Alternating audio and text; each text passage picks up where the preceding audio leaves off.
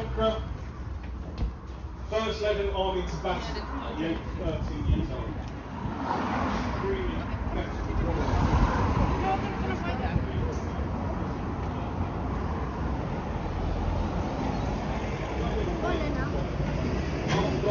Defeated Harold Hardrada, he took a lot of his warriors to fight William the Conqueror. But on William the Conqueror's side, they had Sicilian Muslim archers fighting for him. Extremely odd, but at the time, Sicily and southern Italy was also conquered by the Normans.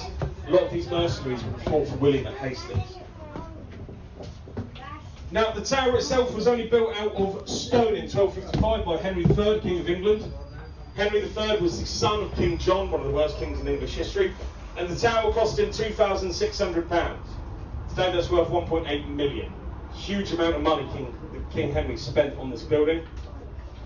And in the front left of the bus, we can see the top of Carousel between the two buildings. This is in the eye of Yorkshire. This is where MPs would have been elected to Parliament in the 1700s. The most famous man ever elected to Parliament here in York was William Wilberforce, one of the main men that fight against slavery. Yes. Saw the abolition of slavery in 1807 in the UK, and then the abolition of slavery across the Preston Empire in 1833.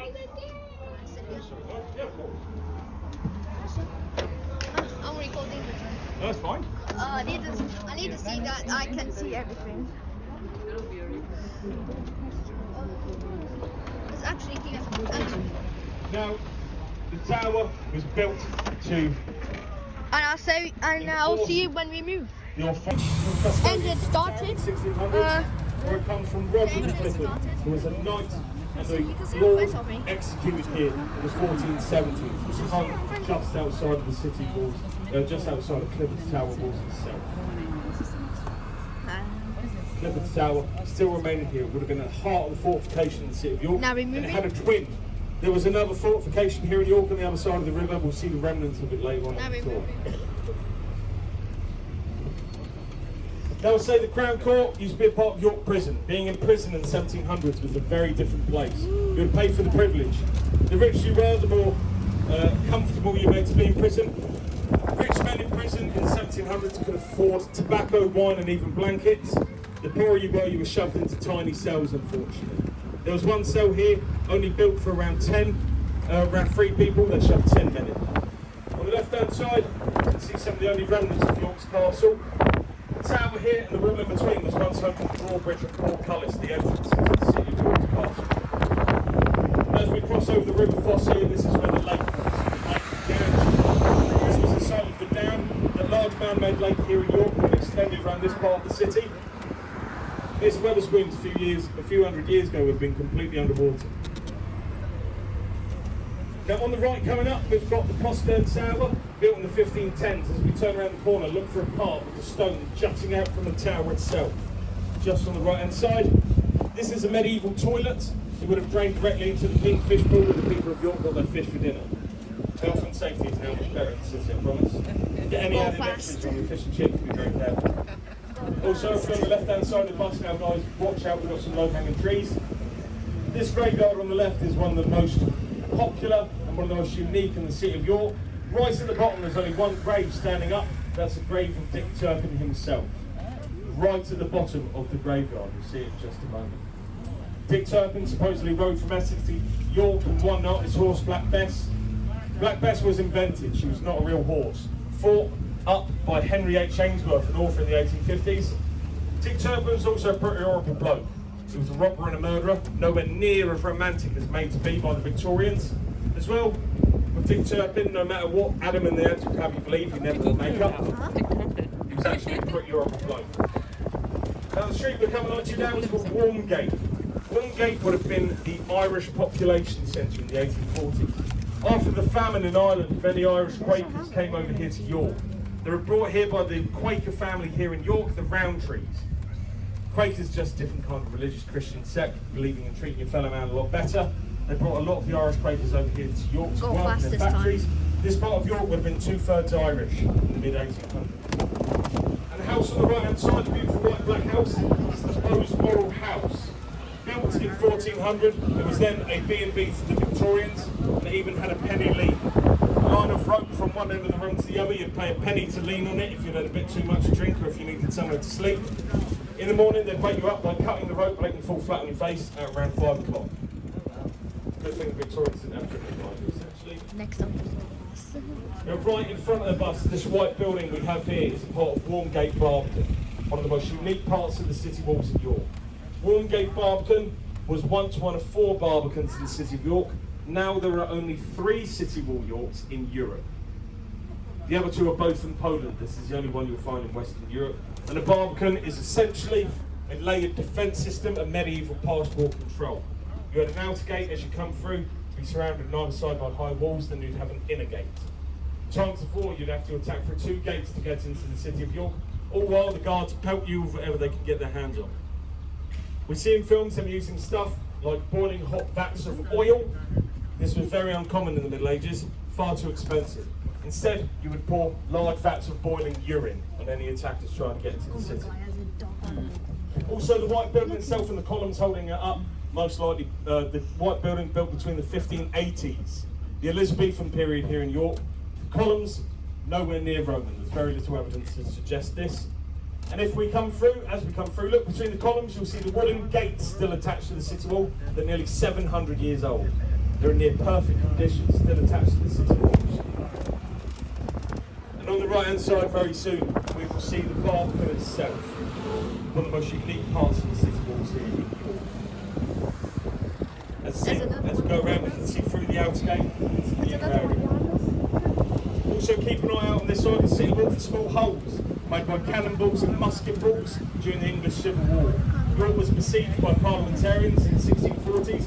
They conquered the city after only 6 months or so. And it's thanks to their leader, Lord Commander Fairfax, that so much of York remains as it does. He did not let his men loot and sack the city, rob everything inside, destroy the rest, to save a lot of the city walls of York. Also on the top of the walls itself, we can see square cutouts, crenellations. We think of these whenever we think of castles from the medieval period. These were only put in by the City of York Council in the 1800s to make the walls more authentic to tourists. They raised council tax for this, they made a lot of people very angry. They only got angrier when halfway through, the City of York Council ran out of money. So it goes back to the original flat top roof it would have been before the crenellations were added by the Oh no, they ran out of money. Also on the right hand side coming up, we've got the smallest of the gates in York. If we look in the middle of Fisher Gate in the arch, we can see scorch marks. There was a riot here against the taxes of Henry VI in the 1440s. It was bricked up 400 years after this. Henry VI is a bit of a tragic figure in English history. Most likely suffered from schizophrenia. He's seen as an awful king. Most of it probably would have been. Also coming up in front of us, we've got the highlight of the City of York's nightlife, a place every young single wants to come on the weekend to have a good time, really let the hair down. Never been there. There was once the Rialto Theatre, however. The Beatles performed it twice in 1963. As well as that, Louis Armstrong gave his last performance here in York, and John Barry wrote it. He composed a good amount of the original James Bond theme song. When they came to York, the Beatles stayed in the pub coming up on the right hand side, the Edinburgh Arms. The Beatles only performed there twice in York, and for both their performances, John Lennon was ill. So instead of working, poor John Lennon had to spend all of his time at the bar instead. It must have been awful. As well, the Edinburgh Arms got 2 entrances, one on the front, one on the back, one for the Scottish and one for the English to stop them from getting into fights when they came into the pub. No longer needed, thankfully. Fights happen close to the city centre on a Saturday night. Now, as I say, York starting to decline after 1500, less rich. By the mid-1700s, thankfully York had become the cultural centre of the north, where all the aristocrats had come. Still, the city was very poor. But on the left-hand side too, we'll see one of the reasons that York started to gain traction once again, started to rise. On the left coming up is the River Foss Canal locks. The River Foss was canalised in 1792. Left-hand side, we see the box. Coming up on the left-hand side, we've got land between 2 rivers where there was once a ducking stool. We think of them ducking witches, however, this was very, very rare. Between 1600 and 1640, there were only about 3 duckings in Yorkshire itself. However, you could duck your wife into the river if she nagged you too much. The law that allowed you to duck your wife in the river was only abolished in 1967. Only about 54 years ago to this day.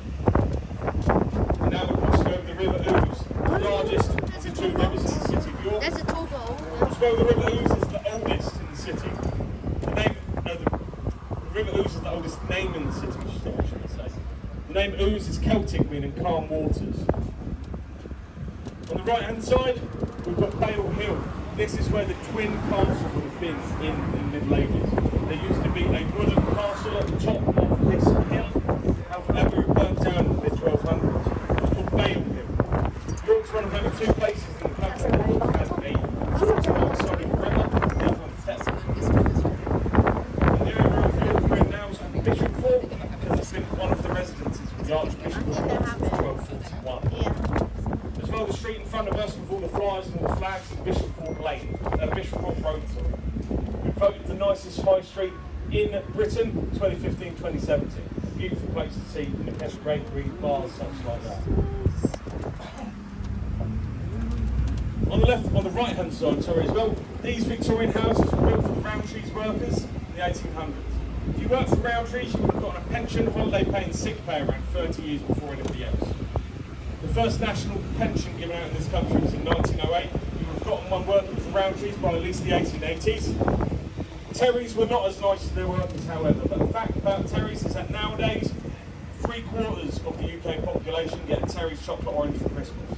If anything, far too low. Also, the original flavour was chocolate apple, but it was discontinued, it wasn't particularly popular. Also, we've got small low-hanging trees coming down those behind heads.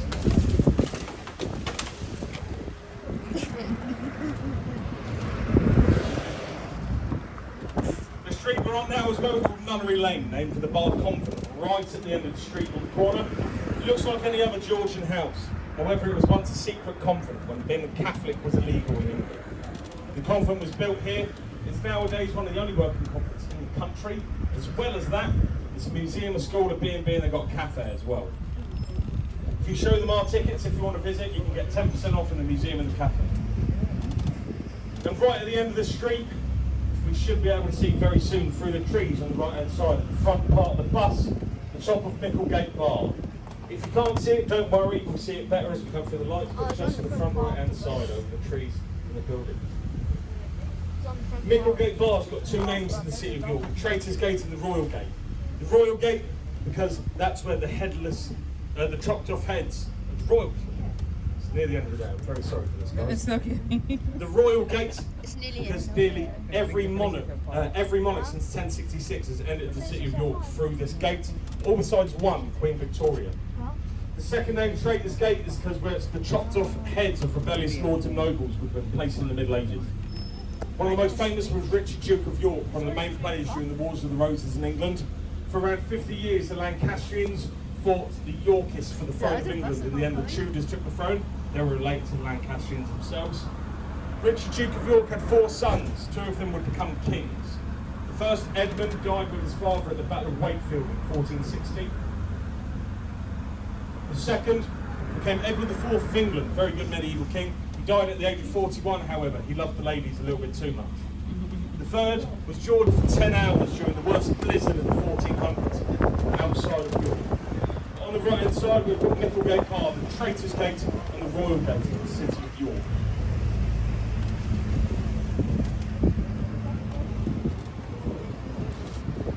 On the left hand side, there's a green beetle coming round. It's a tansy beetle. Tansy beetles can only be found around the River Ouse in Yorkshire, over around. Coming up on the left hand side, we've got the railway station here in York. Built in 1877, it's got the longest curved platform in Britain. It's actually the second railway station. York station. The original railway station was on the right hand side within the city walls. The arches here were built for the trains to come through. This is why this side of the city wall has been stained black by soot and everything else being belched up by the railway engines themselves. There's also this station on the left where the majority of the platform 9 3/4 scenes for Harry Potter and the Philosopher's Stone was actually filmed. The only part filmed in King's Cross where it's set is the part where Harry runs into the wall. The rest of it is filmed here in York. The railways changed everything in York. They brought tourism, they brought trade. Everything the city needed to thrive. In 1850, it took 14 hours to get from London to York. Now it takes a little over 2. And on the left, the York tap we can see now was once the tea room, where the Victorians would have stopped off to get something to eat. And on the left as well, the large yellow brick building, the Principal Hotel. It's once the Royal Station Hotel here in York. However, although it's called the Royal Station Hotel, no monarch ever slept here. When she came to York, Queen Victoria stayed in a hotel within the city walls. She hated York. She loved the Minster, she thought it was beautiful. But she hated York, she never came again because after her second visit, she stayed at a hotel in the city, and as she checked out, she was presented her bill. And she didn't want to pay it. She was the Queen of England. She thought this was an awful thing to try and make the Queen to do. So she never came back to York. For the next 50 years, whenever she had to come to York on the train, she would close the curtains so she never had to visit the city ever again. I'm giving her a lot of flack as well. Queen Victoria was not a humorless woman. She never said we're not amused. She always used to write we're very amused. As well as that, she loved dogs. One of the main reasons the royals have dogs even to this day. She had 16 throughout her lifetime. Her most favourite was called Dash. It was a King Charles Spaniel. If you go on his Wikipedia, it's about 5 pages long. Just how much she loved this dog. She took him everywhere. Go on Wikipedia. And where we are right now, this part of the road was once the original railway line for the first station here in York. When they first built the station lines here in York in the 1840s, when they dug up the ground, they found large mountain skeletons. They thought they were useless, they got rid of them. What the men had dug up was a 1,500-year-old Roman cemetery. They've gotten rid of so many of the bones. We've got known so much more about Roman York. We can't really blame these guys, they wouldn't have known, but still, this was the site of one of the Roman cemeteries in York. So. Also, the statue on the right-hand side is of George Lehman. George Lehman, another famous George in the city of York. There were two, George Lehman and George Hudson. Hudson brought the railways here to York. He was also Victorian Britain's dodgiest businessman. He loved to steal as much money as he could off of all of his projects. George Lehman is a very morally upstanding man. He found out about all of Hudson's dodgy dealings. The two men were enemies for around 30 odd years of their life. They hated each other. Lehman got the statue in the end, he won, and mainly because Hudson had to flee to France and die in poverty. There's a myth about the statue as well, that it was originally a statue of George Hudson. However, Lehman took it as his own and simply chiselled his face onto it. Not a true story, but it is a great myth here in York. We're also coming up to the stop for the National Railway Museum today, guys. Now, unfortunately, it's not open on Monday and Tuesdays. However, if you do want to visit, if you're still here Wednesday and the rest of the week, you do have to pre-book. It's free, but it does take a few hours to get around, so give yourself a good amount of time. On the left and right-hand side of the bus now, we've got the Memorial Gardens here in York, dedicated to World War I, World War II and the Korean War. The last British soldier to ever perish in World War I was born and bred right here in York. His name was George Edwin Ellison. He died at 10:48 on the 11th of November 1918, only 12 minutes before peace was declared. However, now he's commemorated in Mons in France. He's buried only a few feet away, directly opposite the first British soldier to ever perish in World War I, the first being from Finchley, London, which is still commemorated to this day. Two famous York individuals as well throughout its history. Guy Fawkes, born and bred here in York, can still visit his place of birth now. It's now the Guy Fawkes pub. Oh yeah? And Guy Fawkes tried to buy up Parliament in 1605. He was educated at St Peter's School here in York. Oh yeah? And nowadays, every 5th of November, they will not burn an effigy of Guy Fawkes. They see it as poor taste to burn an effigy of a former student. Yeah. Although I know some teachers that wouldn't mind. The fireworks. The other being Anne Lister. From the telly show Gentleman Jack, like I've seen on the BBC, Anne Lister was part of the first same-sex marriage in the United Kingdom in 1821. She was an extremely extraordinary woman as well. You can still read her diaries. She was the main diarist in the 1820s. Absolutely amazing reading what she wrote down. So we passed through there. Now as well, within the city walls of York or near the city centre, if you see modern buildings built out of the same limestone as the city walls, that is now a regulation. If you're going to build a large building in the centre of York, it has to be partly built out of the same limestone as the walls to keep it fitting. And on the right hand side, through the trees, we can see the Grand Hotel. Now the only 5-star hotel in the city of York. It was once the offices for the North Eastern Railway Company. Most people in York would have worked for the North Eastern Railway Company. In 1914, they made £13 million profit, so that is worth £1.1 billion. Huge amount of money the railway brought into the economy of the city of York. And the river we're crossing, or the bridge we're crossing over now, is Lendal Bridge. Lendal Bridge is the second Victorian bridge built in York, built by the same father-son duo who built Westminster Bridge in London. On the far left-hand bank of the river, this is where St Mary's Abbey would have been, the most heavily fortified monastery in England, as well as that the third most powerful monastery in the country as well. Re-established by William Rufus in 1088, William II, it was here until the 1540s. The ruins are there because the monasteries were dissolved by Henry VIII when he formed the Church of England in the 1530s. And although he formed the Church of England, founded one of the main religions in the United Kingdom to this day, Henry VIII never converted to it. He actually died a devout Catholic. He had a Catholic priest by his deathside. Changed his mind a lot, I think. Now in front of the bus, we've got York Minster itself. If we look at the large window facing us, in the top we can see in the stonework the shape of a heart. This is the heart of Yorkshire. I said if you kiss York Minster as well, it's the highest concentration of medieval stained glass in the world. There have been a number of Minsters here. There were two Anglo-Saxon ones, both burnt down, one by the Vikings, one by the Normans. And another was built by the Normans themselves in 1070. In 1070 exactly actually. Thomas of Bio built the first stone minster here. You can still see in the undercroft of York Minster the original foundations of the old Norman Minster. As well, you can go down even further and see the old foundations of the old Roman fort. York Minster was the best part of York. Oh, that's a fake sticker. So coming up on the left, these buildings on the left-hand side, beautiful white buildings, were aristocrat housing in 1700s when York became a hive of culture in England. As well on the left-hand side coming up, we're going to see my personal favourite building in the city of York, King's Manor. Now, so I was talking about before at the start, so King's Manor was once the house of the Abbot of St Mary's of York. Henry VIII came to this building with his fifth wife, Catherine Howard. She had her head chopped off for having an affair with Thomas Culpeper, the royal toilet attendant of King Henry VIII. The affair most likely began here. It was also extended by James I, King of England. He wrote the first major book of witchcraft in the United Kingdom.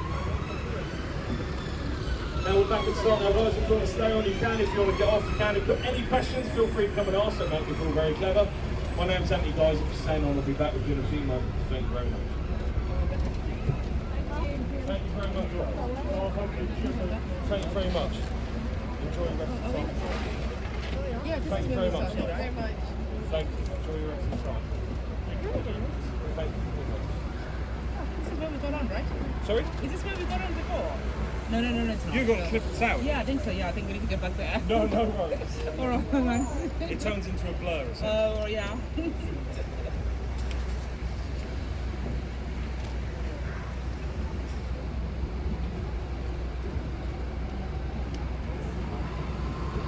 But we need that bus to take us to York train station. We need that bus to take us to the train To station. the train station? Yeah. Tell me good enough. Is it? Are you looking at the Arch here on the left? This Queen Margaret's Arch. She was the sister of Henry VIII. She travelled through this arch to go north to marry King James IV of Scotland. Her great-grandson was James I of England. After Elizabeth I died without any children, he inherited the throne. He was also one of the few LGBT kings of England, along with Edward II and William Rufus, William II as well. Now where we are right now, guys, is Gilly Gate. If you look on the right-hand side coming up, we've got the Cactus Trading Post. On top of the Cactus Trading Post is a small white cat statue. This is Tom Adams' cat. He was a designer and architect in the city of York. He left these around as a signature of his work. So Tom Adams himself left these all around the city. On the right-hand side, coming up, we can see houses with bricked-up windows. The windows were bricked up in 1696, there was a window tax introduced. If you had more than 6 windows on your property, you had to pay more money to the king, so people would get out of this tax by simply bricking up their windows. This tax lasted from 1696 to 1851, 155 years. It's also where we get the term daylight robbery. As well, York's name has changed a lot throughout its history. The Romans set up the first settlement here, they called it Iberacum, meaning the place of the yew trees. When the Romans left in 410 AD, the Anglo-Saxons moved in, they named York Etherwich, in the city of the children of the boar. And then finally, Jorvik, under the Vikings, a mistranslation of the Anglo-Saxon name, and then became known as York in the early 1100s. When I say the Anglo-Saxons as well here in York, originally it was just the Angles. The Saxons normally lived in the south of England.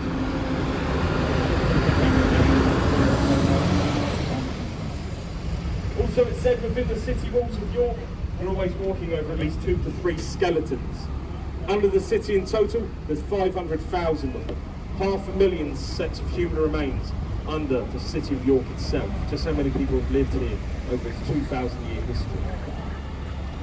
Now in front of the bus, we've got York St John University, the large brick building here. One of 2 universities in the city of York.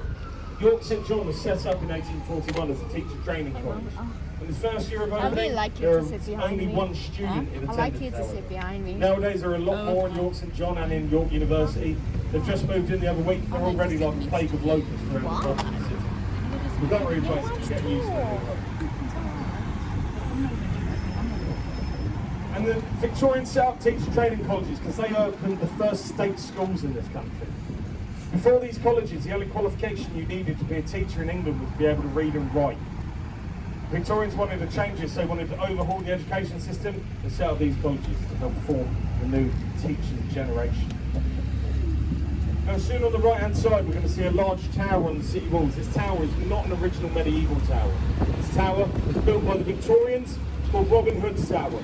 There were 2 towers here once. The first one was called the Borwing Tower in the Middle Ages in the 1300s. The one in the 1400s was called the Frost Tower, which is a much cooler name than Robin Hood's Tower. As well, this side of the city walls on the right is the only part where underneath you find the original Roman walls. The Anglo-Saxons and Vikings changed the tilt and the angle of the city walls. This part's the only part where underneath you can see the Roman walls of York. And through the trees we can see York Minster, its official name, the Metropolitical Church of St Peter in York. Much more of a mouthful. But on the right hand side soon we can see the large east window coming to view the lower part of the church. The east window is the size of a doubles tennis court. It was first built in the mid-1250s for £58, renovated 2 years ago for £22 million.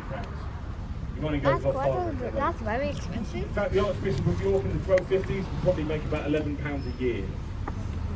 Even by their standards, just £11 a year. Still quite a lot for the time. On the front right-hand side of the bus, if you're on the top deck, you might be able to see over the top of the building's Monk Bar. The top of Monk Bar, we can see some large hairy men, not unlike myself, and the wild men of York, they're boulders, defenders of the city of York. Said they'll next come to life next time they have to defend the city against any attackers. Monk Bar is by far the tallest gate in the city of York. It's absolutely enormous. As we pass, we'll see people walking next to it. It's also got the only working portcullis. Portcullis being a gate you drop directly from the tower. When I say working, kind of a half loop. Last time they lowered it was for the coronation of the Queen in 1953. As they lowered it, it got stuck. They couldn't lift it back up again. The winch broke. It took 4 days for them to lift it back up again. And she probably shouldn't lower it ever again. So Monk Bar on the right, the largest gate in the city of York with a half-working portcullis. And the street we're coming onto now is called Monarchs. Great place to talk about the Vikings here in York. The Vikings conquered York in 866 AD, led by Ivar the Boneless, Halfdan and Ubba. And when they conquered York, they did it in a very clever way. The Anglo-Saxons who lived here ate bread made out of rye. If rye bread goes off, then you can contract ergot poisoning by eating it. The main symptom of ergot poisoning is massive LSD-like hallucinations. The Vikings waited until they knew the Anglo-Saxons would be completely off their nut, and they conquered the city. They took it as their own, they called it Yorvik. Viking Yorvik was the capital of Viking England, the most powerful Viking city in Britain. They were not just great raiders, they were great traders as well. So in Viking York, you would have had trade from all around the known world. The furthest away we know traders would have come from to trade in York is from what is now Moscow in Russia and even Baghdad in Iraq, the Middle East. Thousands of miles to trade here in York. Also, York was only reconquered by the Anglo-Saxons in 955 AD by the second King of England. If anybody tries to tell you the first King of England, William the Conqueror, they're dead wrong. The first King of England was called Athelstan, who was proclaimed king in 927 AD. Now one of my favourite and most amazing parts of the tour, the right hand side, the Great Hall of Sainsbury's and Go Outdoor. Protector of the meal deal. Truly. But when it was first built in the 1980s underneath, there was a medieval Jewish cemetery found underneath the car park. 500 people were buried here. Most of them had very healthy teeth and bones, meaning they had very good diet. Most of the people buried here died from only incurable diseases at the time. This was the Jewish population centre of York in the Middle Ages, still called Dewsbury even to this day, meaning Jewish quarter. However, in 1290, Edward I, Edward Longshanks, evicted and expelled all the Jewish people from England. Since then, the population never reached the heights it had been. Also, guys, got some low-hanging trees now. I'll warn you about. We've got them all around the tour. We keep them to keep you awake. Us guys have called them York's Police Special Branch. Thank you very much. 2 lines. There's normally 2 more than I normally do. So they joke about 7 lines there as well. Very sorry. Now on the right hand side we've got the River Foss, the smallest of the 2 rivers in the city of York. The River Foss as well was dammed in 1068 to create a massive man-made lake called the King's Fish Pool. From where we are right now to about 200 yards down the road was this massive man-made lake. And it helped defend this part of the city walls. I got another one. Part of the city. I got it. The city walls in York are the most complete in England. But on the right hand side we will see where the walls would have stopped and where the lake would have began. It was here from 1068 up until the early 1800s. It was here to defend the city. Also it fed the people of the city and the king whenever he would come north to York. The King's Fish Pool, it was known as safe here for around 800 years. Now we've got St Cuthbert's Church coming up on the right hand side, Anglo-Saxon church. As we look on the side facing us, there's red brick. This is recycled Roman tile work. The Anglo-Saxons love recycling Roman materials. And on the lower part of the church, we're able to see the small Devil's Door, the small wooden door right at the bottom of the church. Devil's doors were kept on medieval churches and kept open during baptisms. It was believed a baby crying during baptism was the devil leaving their body. They'd leave these doors open to help the devil leave the church. By the 1540s, they wanted to get rid of this superstition, so they bricked many of them up. You won't find many devil's doors around the country to this day. On the left-hand side, we've got the Black Swan pub, one of the oldest lived-in properties in York. It's got 3 ghosts, supposedly. One of a man in a bowler hat, one of a woman staring into the fire, another a set of legs sitting at the bar, a new term to the meaning legless. Until those are wrong, it's a lie. Here's a photo one. Thank you to my people around this. Fine by me. Now we're coming up to Walmgate, guys. On the left-hand side where this excavation is right now, and where the building work is right now, there was once an excavation from 2006-2012. We found many artifacts here, Roman jewellery, medieval kitchenware, and even Viking houses. We're also coming up to the Stonebow Stop now, guys. This is your stop for the shambles, your Viking Centre, your chocolate experience. This is the stop for you. Excuse me. So we're coming up to a stop now. Thank you very much. Thank you. Enjoy your rest of the time. Also coming up on the right hand side, we've got the shambles themselves. As I say, the most stereotypical medieval English street in the country. One of the best surviving examples just coming up on the right hand side. Look for the incline that it's built on, also the overhanging buildings. A way to get out of paying your medieval taxes. Now right at the end of the street, on the corner, there is a Lloyd's Bank. Underneath this bank in the 1980s, they found a large chunk of Viking coprolite. That just means they found a large fossilised Viking poo. So now the York Viking Centre is absolutely enormous. It's been lovingly named Lloyd's Bank First Deposit. Thank you. And it's now in the York Centre. If you go and see it, I will remind you as well that it's actually 3/4 of the size it used to be. When they picked it up firstly, it shattered. But it's actually smaller than it would have been. It's absolutely enormous. And in front of the church, in front of the bus, we've got All Saints Church, the large medieval church here. At the top would have been a beacon in the Middle Ages to help people find the city of York. York was surrounded by woodland in the Middle Ages. If England be lit, nobody would find the city.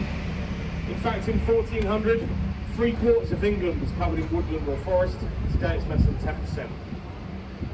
But still, All Saints Church would have helped people find the city. Also, the Pete's Hut, just on the left-hand side, was once a storefront for Joseph Rowntree. He worked there with his 2 apprentices, George Fry and George Cadbury. Fry and Cadbury didn't produce in York, however, Rowntrees and Terrys were the main chocolatiers and confectioners here in the city. This street on the left after the traffic light is called Copper Gate. Its original name was Cup Ragazza, meaning street of the cup makers, not the copper workers. And the word Garter is where we get the word gate from to this day in York. If ever you see a street with the word gates in it, the chances are it could be an original Viking street. However, not all of them are. A good amount are near the city centre. On the left-hand side coming up, we've got Castle Gate. Down the street, you'll be able to see the Blue Boar pub. The Blue Boar pub is one of the pubs where the body of Dick Turpin was put on display after his execution. On his way to burial, the body was stolen. For an extra shilling, you could sit there and have a pint with the dead body of Dick Turpin right next to you. At least it'll be something to talk about, I suppose. And after only a few hours, it was reburied later on in the tour. We'll see later. Also coming up to the stop, Clifford's Tower stop, guys. This is normally the stop for the tower. Fortunately, it's not open at the moment. Only open to the later part of the autumn. However, this is your stop for the York Army Museum or the York Castle Museum. You have to book for Castle Museum. You do not have to pre-book the Army Museum. So coming up on the left-hand side. Excuse me, guys.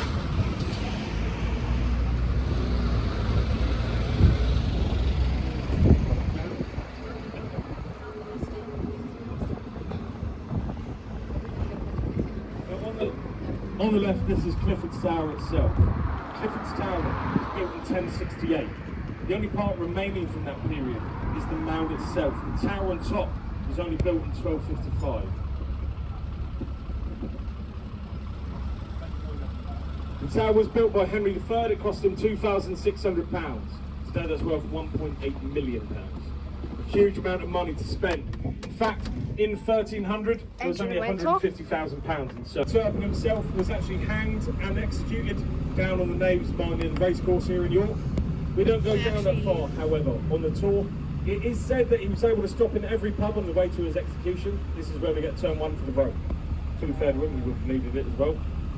Dick Turpin, pretty horrible bloke in real life, to be fair. Not as romantic as he's made out to be by the Victorians. More of that than later.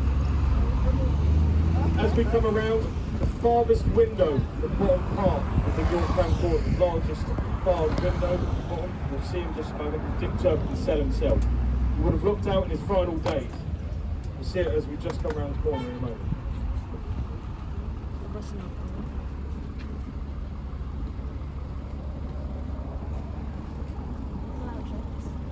There we go, coming back, coming to save me once again. Dick Turpin, originally from Lee-on-Sea in Essex. I learned the other day, not only is he from near the same part of Essex as me, he's also hanged on my birthday. Don't know if that's good luck or not, but anyways, personal. But the lower barred window on the left-hand side, right in the corner, is Dick Turpin's window cell himself. We've looked at this in his final days, wondering where he went wrong. He did quite a bit wrong. Also, as we come around the left-hand side, we'll see some of the only remnants of York's castle still here in the city of York. On the left, this tower and the wall in between it and the other tower we'll see soon was once the home to the portcullis and the drawbridge, the entrance into York's castle, left-hand side. Now, over the River Foss as well, this is where the massive man-made lake was here in the city of York. On the left-hand side, this river spoons would have been underwater a few hundred years ago. This is where the lake King's Fishbowl would have extended around this part of the city as well. As we pass, we can see the postern tower, and on the right-hand side, we'll be able to see where the part of the stonework juts out from the tower itself. The part jutting out from the tower here is the original medieval toilet. It would have drained directly into the King's Fishbowl where the people of York got their fish for dinner. Health and safety is how much care in the city, I promise. If you get any added extras with your fish and chips, be very careful. Also, if you're on the left-hand side of the bus now, guys, just watch your heads. We've got some more low-hanging trees. And this graveyard on the left is one of the most unique in the city of York. Right at the bottom, there is only one standing grave. This is the grave of Dick Turpin himself. Dick Turpin rode up from Essex to York in one night in his horse Black Bess. However, Black Bess was invented by Henry H. Ainsworth in the 1850s. Not a real horse. Turpin himself was a pretty horrible bloke. He was not this roguish scoundrel we see him as today. He was a murderer and a robber. He came north because he stole a pig. And no matter what Adam and the ants would have you believe as well, he never wore makeup. It made him a lot more interesting. Pretty horrible bloke in real life. The street we're going to come onto as well is called Walmgate, named after Walmer, famous Viking warrior. 1 in 10 Viking warriors would have been women. Call them shield maidens today, we don't know if this is the term they would have used. The most other famous was Lagertha, the wife of Ragnar Lothbrok. According to Viking legend, Ragnar Lothbrok was murdered by the king of Northumbria, and so that's why his sons invaded England, and they invaded York. Most famous one being Ivar the Boneless. He was a real man, we know this much, but his father most likely completely mythic character. According to the legend as well, Ragnar Lothbrok was murdered when he was thrown into a large pit of poisonous snakes. Where you get poisonous snakes in Northumbria, I have no idea. But that's how the story went for many, many years. It's been adapted into a lot of different teleseries today. On the right hand side, the house coming up is Bros Morrill House. Black and white house would have once had a penny lean as well, because in the Victorian period it was a B&B. A penny lean is a line of rope from one end of the room. For just a penny you'd lean on it if you either had too much to drink or if you needed somewhere to sleep. In the morning around 5 o'clock they'd wake you up by simply cutting the rope, making you fall flat on your face. Good thing the Victorians didn't have TripAdvisor as well. However, we do. My name's Anthony. Now, right in front of the bus, where the white building is now, was once Walmgate Barbican, or in front of Walmgate Barbican. We see the Barbican as we come around the building itself, come around the road. One of the most unique parts of the city walls in Europe. It's one of only 3 Barbicans in Europe to this day. The other 2 are both in Poland. And a Barbican is a layered defence system. You'd have 2 sets of gates to help defend the city walls. You'd have to attack through both of them to get into the city of York. As well, the white building itself and the columns holding up were built during the Elizabethan period in the 1580s. And between the 2 columns as we come through, we'll be able to see the original gates still attached to the city walls. They're around 700 years old. Still attached to the city walls. You can still even close them. They're in in such good condition. Still attached to the city walls here. Walmgate Barbican. Now with the Barbican as well, we see them defending walls in films with large pots of boiling oil. This was far too expensive for the medieval people of Yorkshire. Instead, they would boil large vats of urine and drop that on any attackers. So on the right between the columns, the original wooden gates. Coming up on the right hand side, we've got the Barbican itself. There's only 3 of these in Europe. It's in perfect condition. Still attached to the city walls. There used to be 4 of these in York as well. Now also keep an eye out on this side of the city wall on the right hand side for small holes made by musket balls and cannonballs. York was besieged by the parliamentarians during the English Civil War in the 1640s. It took them 6 months to take the city, but thanks to their commander, Lord Fairfax, so much of medieval York remains as it is because he didn't let it take under the city, or save up the city wall. Also, on top of the walls on the right hand side, we can see the crenellations, the famous stone square cutouts at the top of the city wall.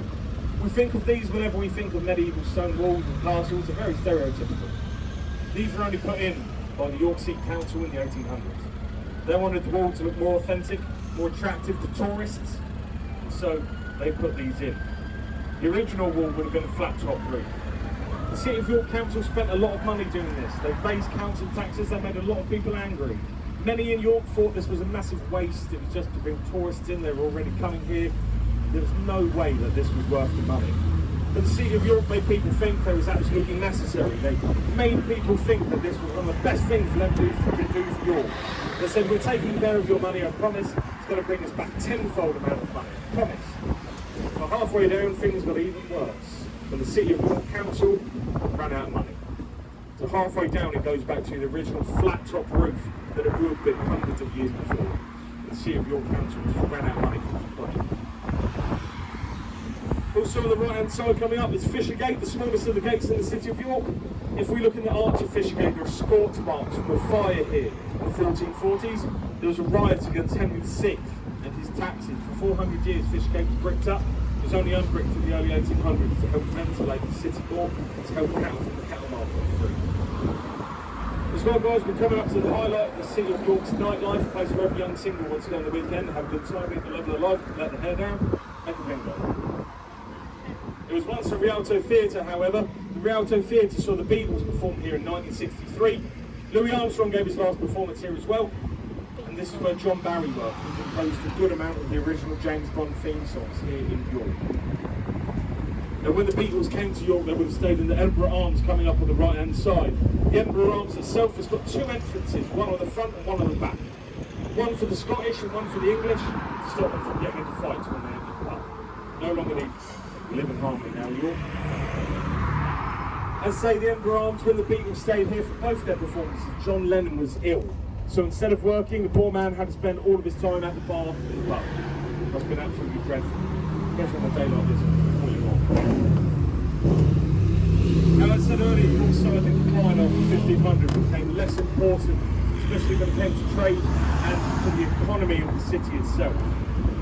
But soon on the left-hand side, we'll see one of the reasons York was able to rise once again, thankfully, but able to become richer than it had been before.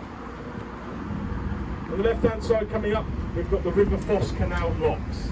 River Foss Canal locks helped bring much needed trade into the city of York. River Foss was canalised in 1792. And soon on the left we're going to have a car park in St George's Field that land between two rivers. There's a ducking stall here. Once we think of them ducking witches in the river, it's rarely happens. It's very uncomfortable. In the Middle Ages it barely ever happened. Pretty much never. However, you're able to duck your wife in the river if she nagged you too much.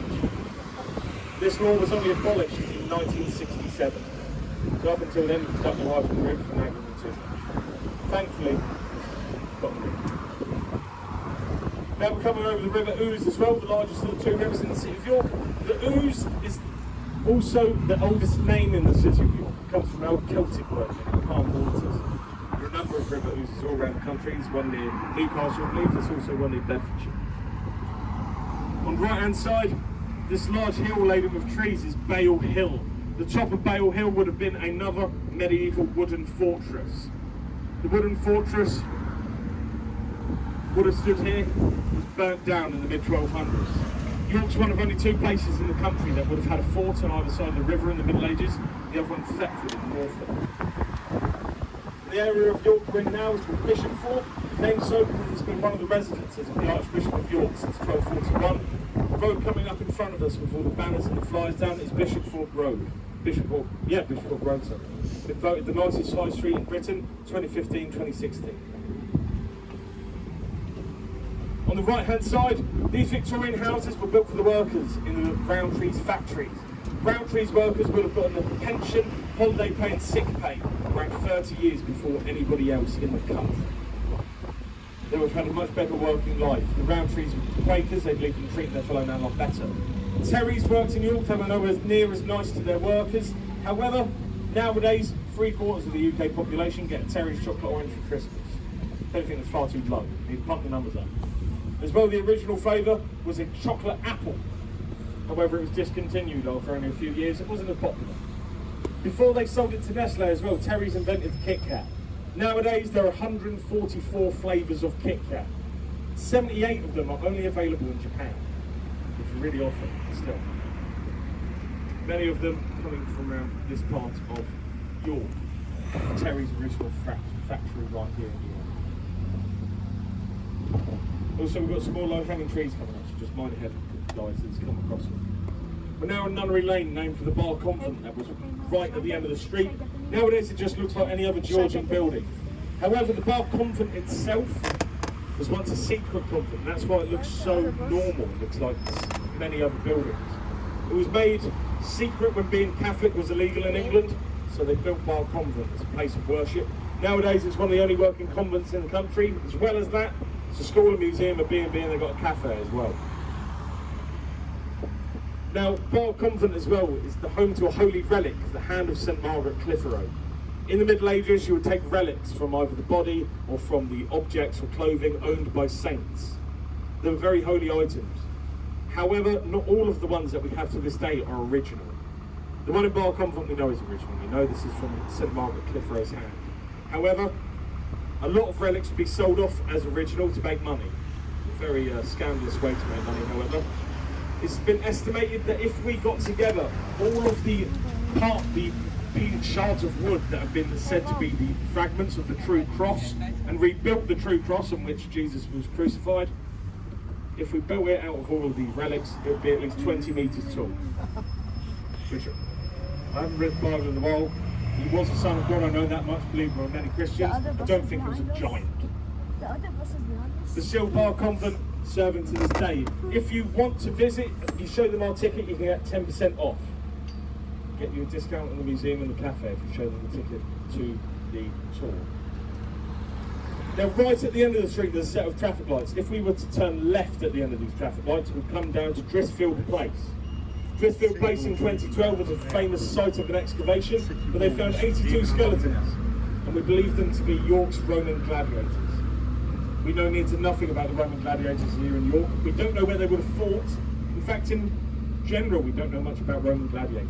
The whole up and down fun thing, not true at all. We have no idea if this was actually a thing. But the 82 skeletons found in 2012, only 2 of them were women. On most of them, they had trauma injuries on their left-hand side, so they've been fighting somebody right-handed. None of them were over the age of 46. Only 2/3 of them were white European as well. And on one of them, on his left thigh bone, his femur, there was a large carnivorous animal bite. So they've been fighting a large animal. Most likely not a lion, however it could have been a bear, because in medieval, or in Britain in the past, there were bears in England up until the mid-1200s. And that's just for the place right at the end. Now, if we were to look over the front right-hand side of the bus, through the trees in just a moment, we can see the top of Micklegate Bar. Sorry, guys.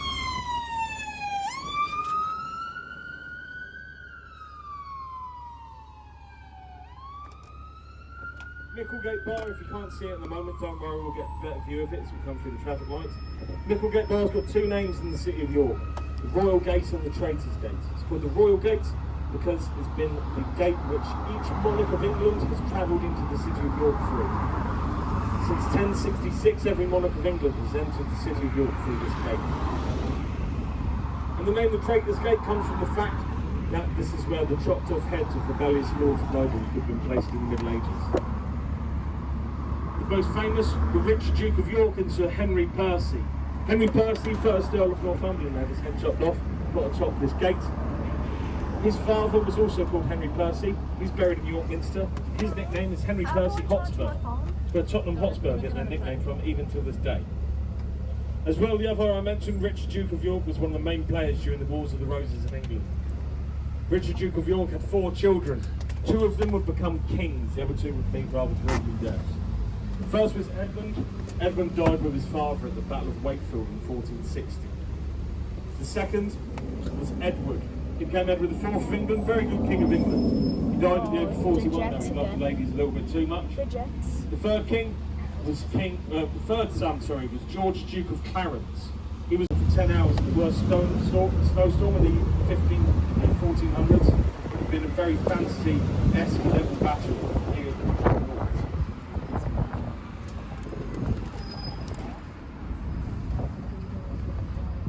We might be able to see it just as we come through. If you're at the front of the bus, just through the buildings on the right-hand side over the top of the buildings themselves. The Wars of the Roses were extremely important in English history as well. They gave us the kings that we had afterwards that resulted in the Tudors. For around 50 years, the Yorkists and the Lancastrians fought each other. After that, the Tudors took the throne right at the last minute, led by Henry Tudor, who became Henry VII's father. The Tudors were originally a Welsh family as well, but they were related to the Lancastrians, so they took the throne for themselves.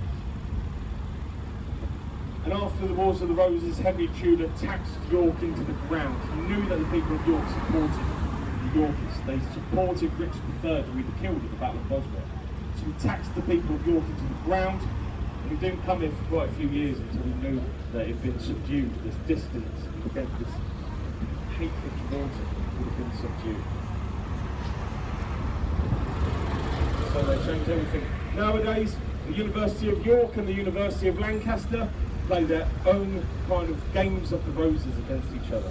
They both play sports tournaments. They have rugby teams playing each other, the football teams, called the Games of the Roses. I think the last time York won, but that was pre-2020. That was before everything happened in the past 2 years. And now, as I say, with Richard III being buried in Leicester, there's formed a new rivalry between Leicester and York. He always wanted to be buried here, even in his lifetime. He wanted to be buried in York.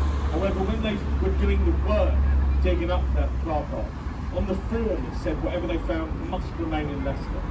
So even before they dug him up, he was always destined to stay there. However, if you visit the Yorkshire Museum today, further on we'll see where it is later in the tour, you can visit the Richard III exhibition. They've got a lot of different things from his lifetime. They've got the Midland Boar, they've also got a famous painting of him twiddling his ring finger.